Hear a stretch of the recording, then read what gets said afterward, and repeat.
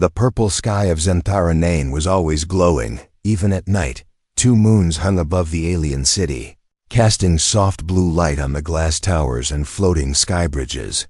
At the center of it all was a place called Zila's Café, famous across the galaxy for its strange food and stranger guests. Captain Jake Riley, a human explorer from Earth, stepped through the cafe's sliding doors. He was tall, rough-looking, wearing a black flight jacket with burn marks from his last mission. His boots were dusty and his hair a mess, but his smile was calm. Zenthara 9 wasn't his first alien world, but it was the most colorful one so far. The inside of the cafe was full of chatter. Aliens of every shape and size were eating, drinking, and arguing. Blue-skinned Goraks slurped glowing noodles, while flying Zinths buzzed near the ceiling. In the corner, a robotic jazz band played soft tunes. Jake walked up to the counter and sat down on a round stool that hissed and adjusted to his shape. A waitress walked over, blinking her 4 eyes. She had teal skin, long silver hair, and wore a tight silver uniform that shimmered under the lights. Her name tag read, "Lyra, you're not from here," she said.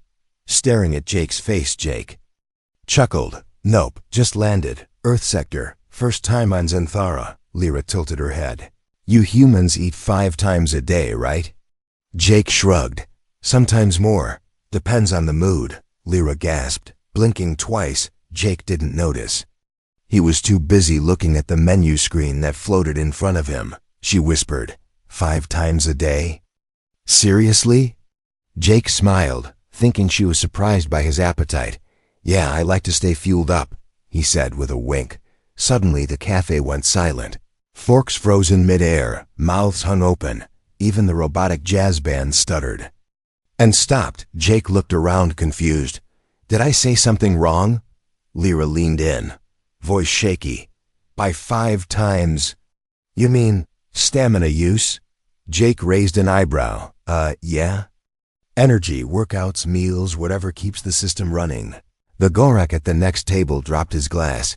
A whisper spread through the room like fire. "Human stamina, 5 times a day?" Lyra grabbed his arm. "You're saying humans can do it 5 times a day?" Jake frowned. "Wait, what do you think I'm talking about?" Lyra's cheeks turned deep purple, her eyes wide. Jake suddenly realized they weren't talking about the same thing. "Oh," he muttered, face going red. No, I meant food, eating food."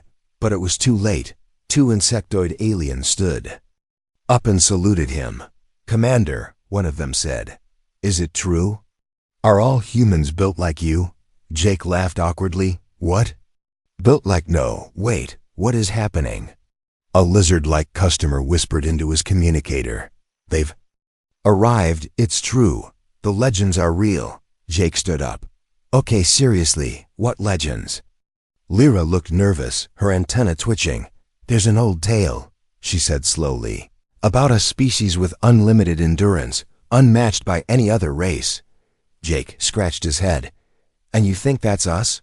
Lyra nodded. "Your people were always mysterious, isolated, rumors spread, but now..." A small alien floated over, holding a holopad. "Sir, would you agree to a short interview for the Royal Performance League?" Jake backed away. "Royal what now?" The small alien beamed. "You might be the champion we've been waiting for." Jake turned to Lyra, whispering, "What is this Performance League?" She bit her lip. "It's complicated, very popular, very public, and very personal." Jake's eyes widened. "This is getting weird." Just then, the cafe doors burst open. 3 armored guards marched in, followed by a tall alien woman. Wearing golden robes, her voice echoed, "Bring the human to me. The Queen wishes to speak." Jake stepped back. "Wait, the Queen? Why me?" Lyra whispered urgently. "Because, Jake, if she believes the rumors, she might want you for something more than just a chat." Jake froze. "I really should have said 4 meals instead of 5. Jake didn't like being followed, but here he was, walking through golden halls with 2 tall guards beside him. Their armor shimmered with strange energy, and they didn't say a word. Not even when Jake tried to make small jokes, just to lighten the tension. He gave up and focused on the path ahead, feeling the stares of alien nobles from every corner. Walls of the palace were covered in floating lights, and the air smelled like honey and metal. It felt like he had stepped into a dream, or maybe a trap. Lyra walked beside him, her eyes fixed forward, but her fingers twitched nervously. He leaned closer to her, whispering, "You sure this is just a misunderstanding?" She whispered back, "Too late for that, Jake. They think you're special." Jake sighed. "For eating 5 meals a day?" Lyra didn't laugh this time. They entered a huge chamber where a dozen creatures sat in high chairs, all facing a smooth glass floor. In the center, a large platform glowed with soft blue light, like a stage waiting for a performer. A tall female figure stood at the far end, her eyes glowing gold. Jake recognized her from the pictures, Queen Aravane, ruler of the Zenthara core systems. Her skin shimmered like starlight, and her voice rang out before he could even speak. "Human," she said. "Step forward." Jake did as told. Keeping his back straight, he could feel hundreds of alien eyes watching from hidden balconies above. It felt more like a trial than a welcome. "You made a statement earlier," the Queen continued, "something that has shocked and intrigued many in my court." Jake scratched his neck. "Look, there was a mix-up. I was talking about food." The Queen smiled slowly. "Were you?" The audience murmured. Some laughed softly, others looked excited. Jake turned to Lyra.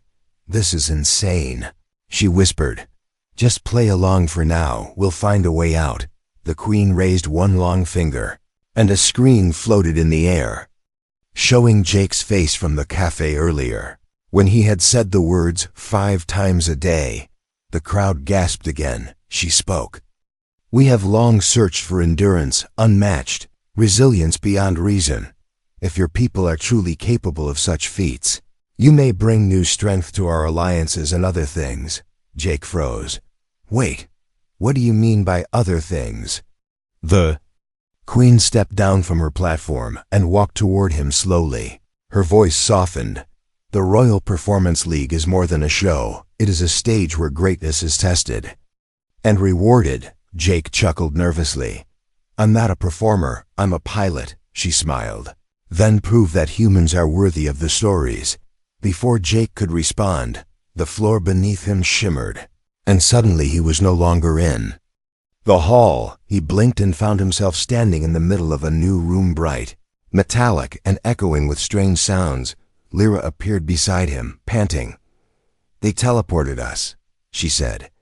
"This is the prep chamber for the trials." "Trials?" Jake said. "I didn't agree to anything." "They don't care," she said quickly. "They want to see if you can survive the tests." From behind a silver door, a mechanical voice announced, "Trial 1. Endurance rotation begin." Walls shifted, and platforms rose from the floor, carrying odd machines, each one with flashing lights and rotating arms. Jake looked at Lyra. "What am I supposed to do with these?" She pointed at a seat in the middle of the room. "Sit down and hold on tight." He did, and the machine came to life, spinning fast, then faster. Pressing his body back with G-forces, aliens behind a viewing screen watched closely, taking notes.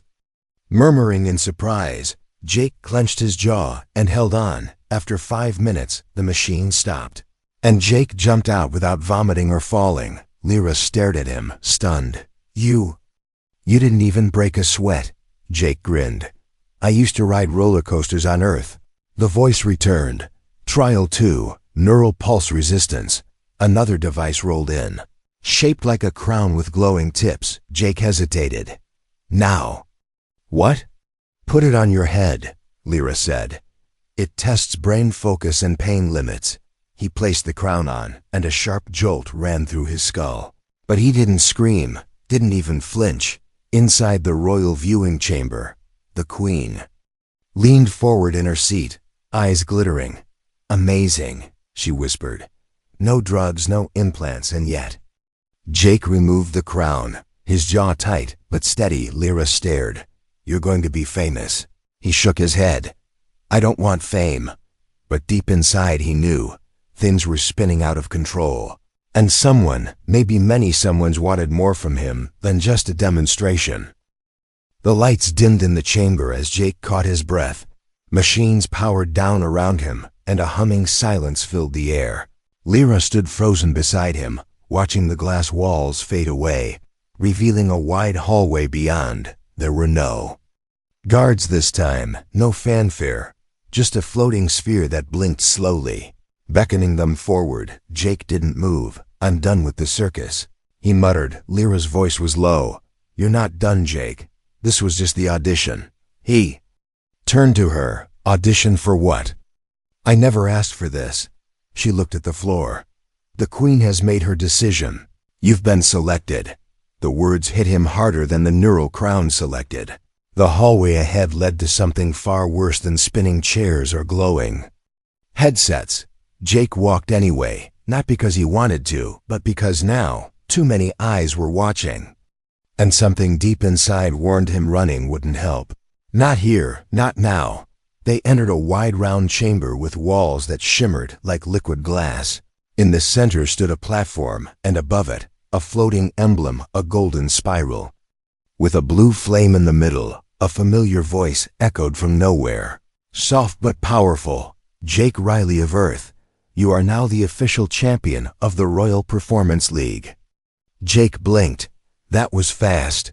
No one else has passed the first 2 trials without aid. The voice replied. Lyra turned to him slowly, her face unreadable. "Now," the voice continued, "we offer you the choice." Jake crossed his arms. "Finally, someone gives me a choice. Accept your title, join the league, and be rewarded beyond measure. And if I don't?" He asked. A pause. Then the answer came. "Then your stamina, your strength, will still be taken. But not on your terms." Lyra gasped. "That's not fair." He didn't even know what he was saying back in the cafe. The voice ignored her. Jake stepped forward, fists clenched.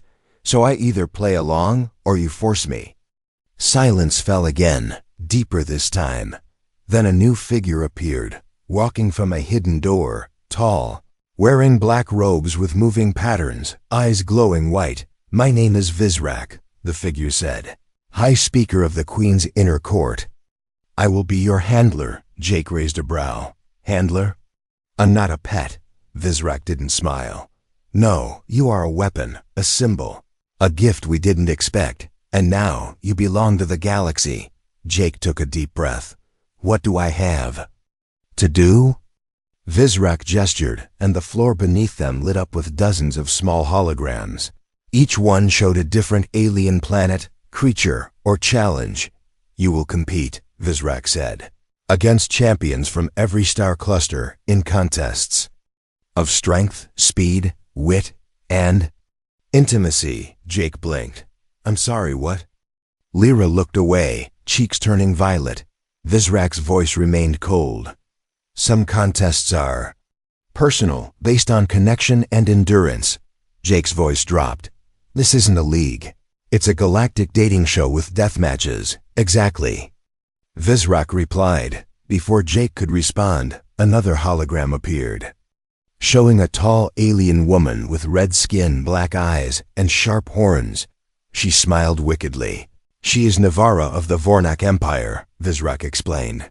"She has already requested to face you in the trial of tethered will." Jake turned to Lyra. "Tell me that's not what it sounds like."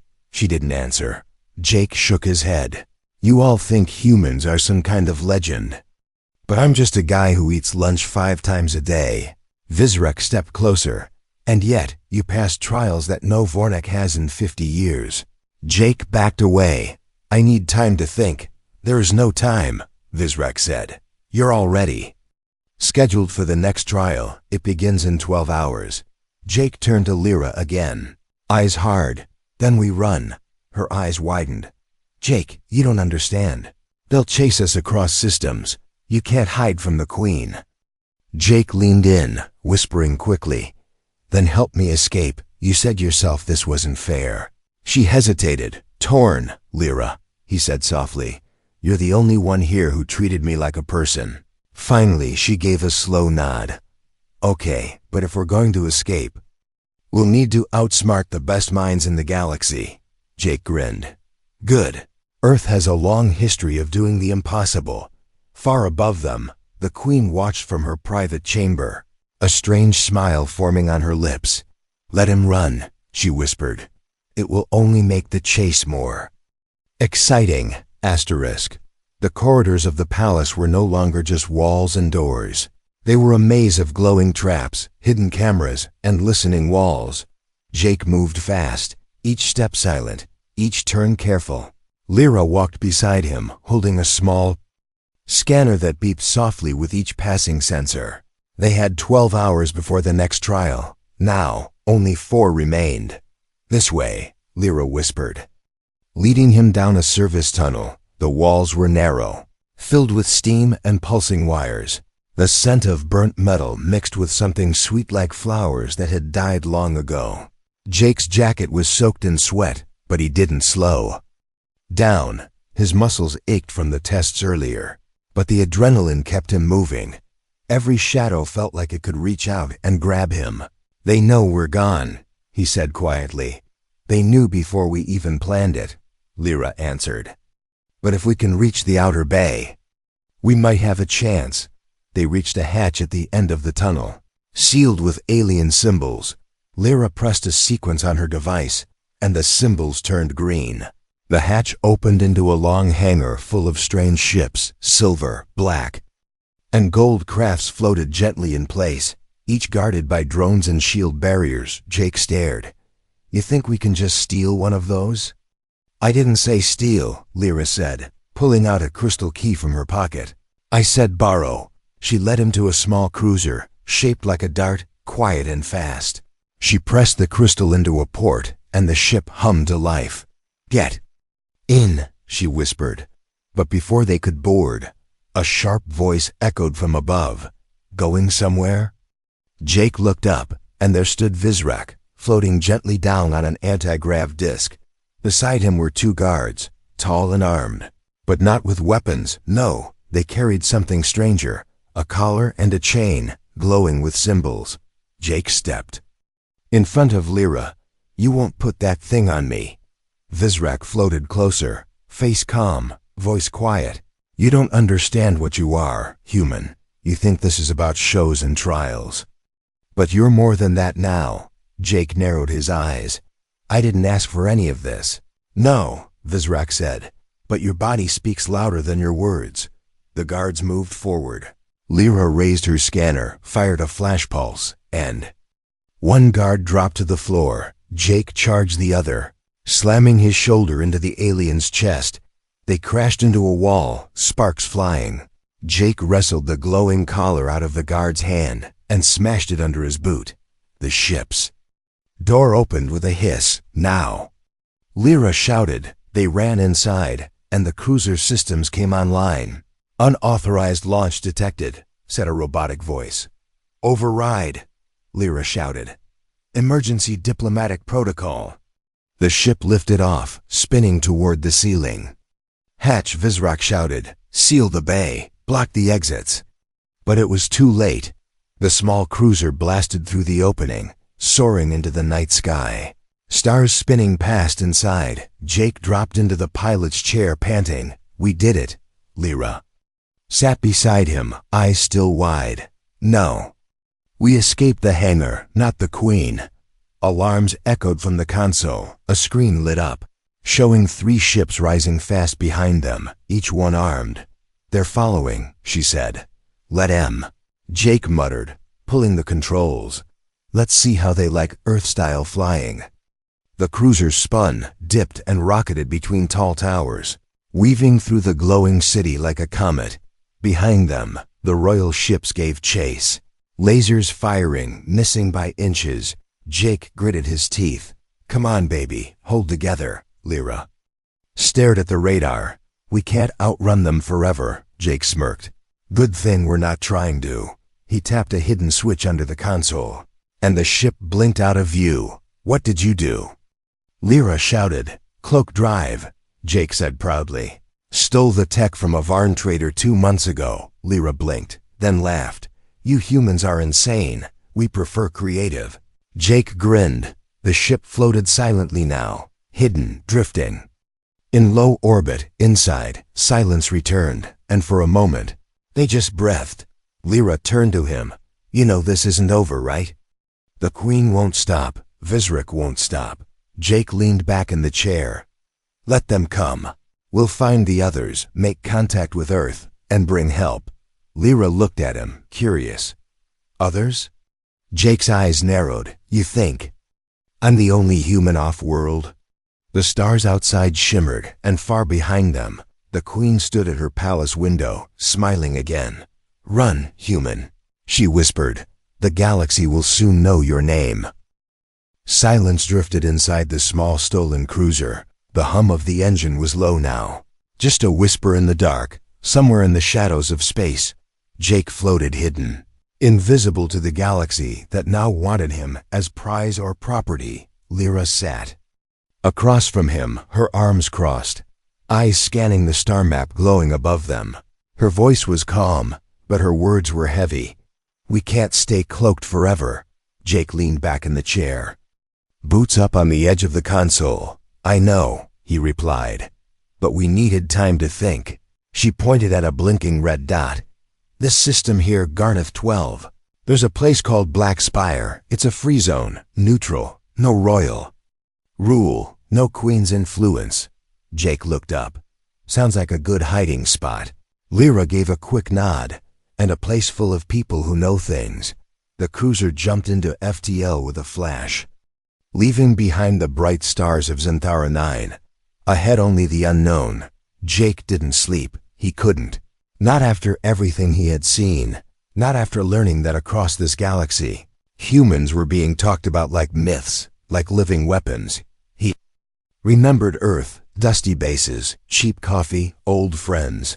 None of them would believe this story. Maybe not even the part where an alien Queen wanted to test him in front of a galactic audience. But now it wasn't funny, it was war. When the cruiser dropped out of FTL, Black Spire didn't disappoint. The station floated in space like a broken crown. Sharp towers jutting in every direction, blinking with neon signs in 100 languages. Ships came and went like flies around rotten fruit. It smelled of trouble, even from orbit. Home sweet. Home, Jake muttered. They docked without questions, no scans, no rules, inside. The air was heavy with smoke and metal. Creatures passed them wearing masks, long coats, or nothing at all. And everyone had a weapon. Jake moved through the crowd like a ghost. Lyra kept close, her hood pulled low. They found a dark bar near the edge of the station. No name, just a red flickering light inside. The air was thick with music and quiet tension. Jake sat down at the counter and tapped twice. A machine poured glowing green liquid into a glass. Looking for someone, he told. The bartender, a metal-shelled lizard with one red eye. Everyone is, the lizard said without looking up. Jake pulled out a black token, a piece of Earth tech, illegal here, rare. The lizard's eye flicked toward it, then toward Jake. Human? Jake didn't answer, just slid the token across the counter. Wait here, the lizard said, and vanished through a back door. Lyra leaned in close, whispering, that token will either get us help or killed. Jake smiled. That's how Earth diplomacy works. Minutes later, a door opened near the back, and 2 figures stepped out, one tall and thin, the other short and wide. Jake recognized the taller one instantly. It was a human, Colonel Reese. Jake stood up fast, shock in his voice. The man nodded, face hard, skin pale from long years off-world. Well, Reese said. Jake Riley, I thought you were dead. I almost was, Jake said. More than once. The 2 men locked arms for a second, then Reese glanced at Lyra. Friend or follower? She saved my life, Jake said firmly. Reese gave a slight nod. Then she comes too. They followed Reese and the other figure into a hidden tunnel behind the bar, deeper into the station's old bones. After several tight turns, they entered. A secret chamber, dim lights, earth flags, and 4 more humans inside. Jake's eyes widened. "You're all from Earth?" "Black Ops," Reese said. "We've been hiding, waiting, gathering intel. There's more going on than just rumors." Jake sat down, hands shaking slightly. "They want us," he said. "Not just for war or peace talks, but for breeding, testing, performing. We're trophies to them." Reese nodded grimly. "We know. The Queen has been studying human biology for years in secret. You're just the first one to draw attention on that scale." Jake swallowed. "Then we stop them. We go home, warn Earth, start preparing." One of the other humans, a woman with gray eyes, spoke up. "You really think Earth is ready for this?" Jake looked her dead in the eye. "They'll be ready once they see what's coming." Lyra stood in the back, quiet, watching the humans. She had helped him escape, yes, but now she wondered what would happen if humans rose in anger. Not entertainment anymore. Not experiments, but a force, asterisk. The plan was never simple, but now it felt like suicide. Jake stared at the old holomap spread across the table in the secret room. Lines marked patrol routes, energy fields, weak entry points into the Queen's central system. Every move was dangerous. Every path could end in death. But they didn't have the luxury of waiting anymore. "She's building something," Reese said, pointing to a flashing dot near the Xanthara core. "Some kind of facility hidden, shielded and deep underground."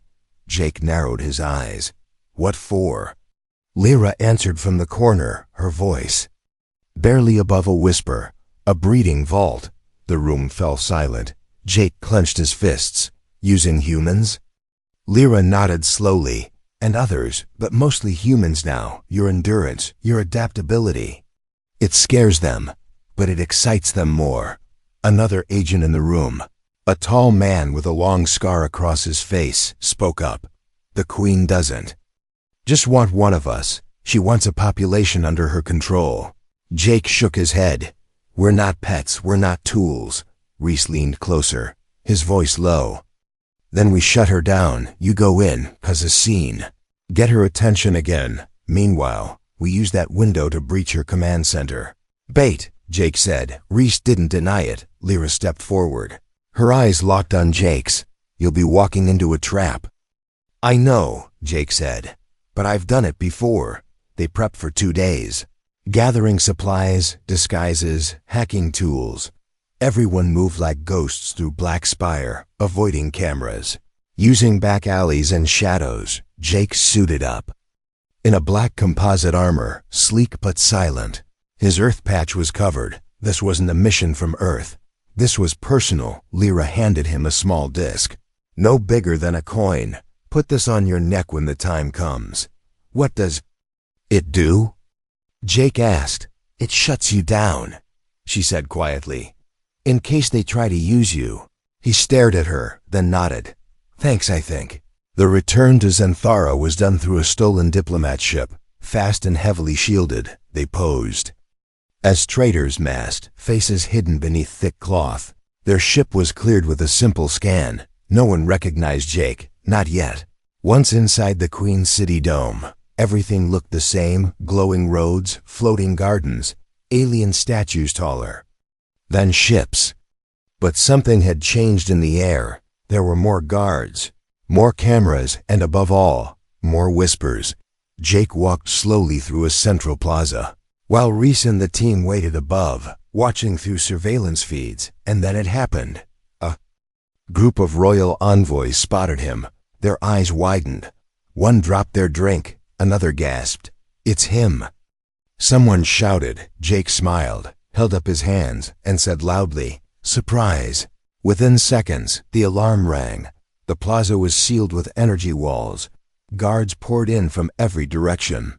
Jake didn't resist. He let them take him, bind his arms, shove him into a hovercage. Above, Reese whispered, "He's in. Start the breach." Inside the palace, Jake was thrown to the ground before Vizrak. The Queen's advisor looked older now, thinner, but his eyes burned with hunger. "You Just couldn't stay away, Vizrak said. Jake grinned. You missed me, huh? You're still joking, Vizrak hissed. Even now. Especially now, Jake replied. Because I know something you don't. Vizrak raised a hand to strike him, but stopped when the queen entered the chamber. Her presence filled the room like thunder, quiet but crushing. She looked down at Jake, eyes glowing with unreadable emotion. I gave you a chance, she said softly. You could have lived in luxury. Jake's smile faded. Freedom is worth more than silk. Sheets. She stepped closer, kneeling down beside him, her breath cold. And now, you'll be the seed for the next generation of royal power.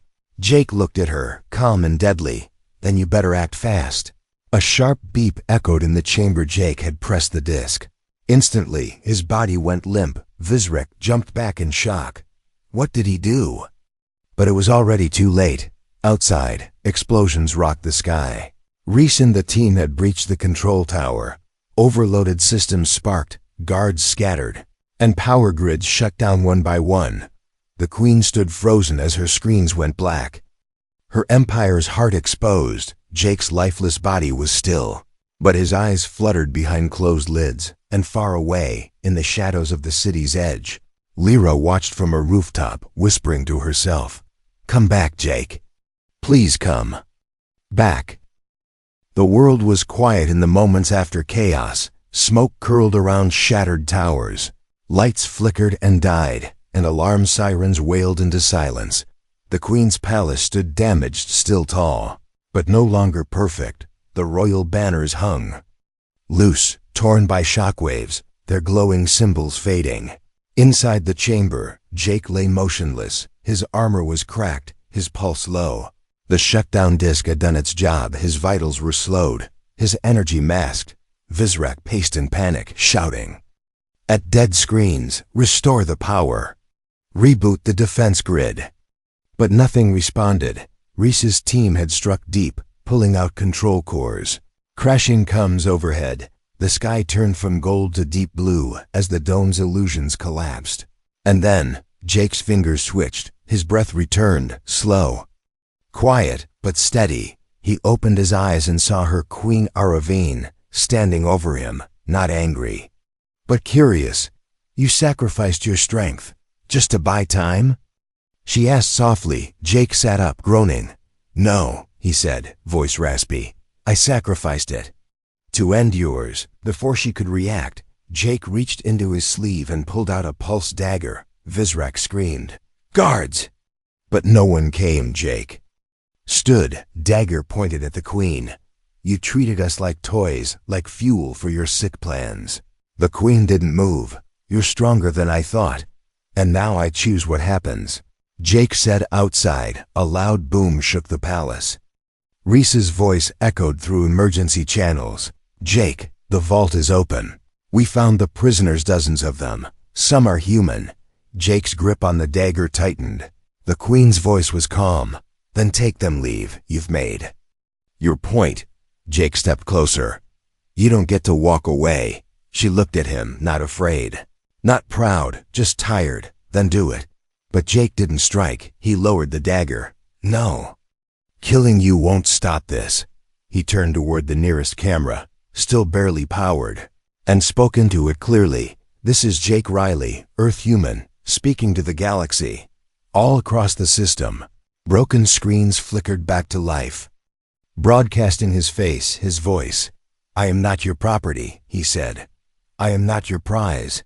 Your queen captured my kind, forced them into cages, planned to use them like animals. Behind him, the queen said nothing. Jake continued, We are not just muscle or stamina or mystery. We are people. And now, we are awake. The feed cut off, but it was enough. The story spread across the systems in hours. Planets once loyal to the queen questioned her rule. All eyes fell silent. Embassies closed. In the days that followed, the royal palace was emptied. The queen disappeared. Vizrak vanished without a trace. Jake stood beside Reese and the other survivors at the edge of the landing field, watching as the rescued prisoners boarded safe ships. Some were human, confused and broken. Others were from alien races Jake had never seen before. He shook hands. With each one, nodded to every face. Lyra appeared beside him, a quiet smile on her lips. "You did it," she said. "You broke the spell." Jake looked at the sky. "It's not over. This galaxy still sees us as something to use. We have to change that." She nodded. "And you're the one to lead it." Jake shook his head. "No, I'm just the guy who made a dumb joke in a café." She laughed gently. "The joke that started a revolution," he grinned. "Not bad for a human who just wanted lunch." They boarded the ship together, side by side. The engines roared to life, lifting them into the stars. A new path waited, one not written by queens or crowns, but by a man who proved, once and for all, that humans were more than legend. They were free.